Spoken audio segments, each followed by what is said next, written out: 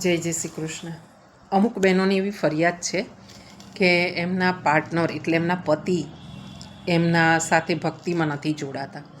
ઘણીવાર એવી ફરિયાદ પુરુષોમાં પણ હોય છે કે એમની પત્ની ભક્તિમાં નથી જોડાતી. તો એમનું સવાલ એ છે કે શું કરવું, શું રસ્તો કરવો. તો હું એમને એક વાત કહું છું કે કોઈને પણ તમે પ્રેમ કરો છો ને, કોઈ પણ વ્યક્તિને તમે પ્રેમ કરો ને, સાચો પ્રેમ, ત્યારે એમાં દબાણ ન હોય, પ્રેશર ન હોય, ફોર્સ ન હોય કે તમે તમારા જેવા એને બનાવવા માંગો છો. એ જે છે એવી રીતે જ એમને સ્વીકાર કરો, એ પ્રેમ છે.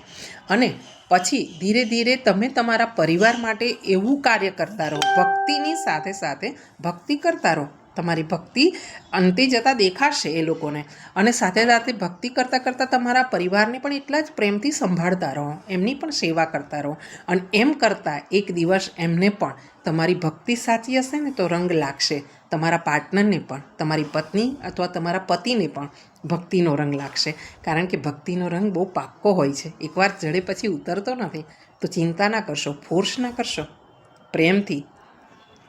ગોવિંદ સદા સહાય તે. જય જય શ્રી કૃષ્ણ.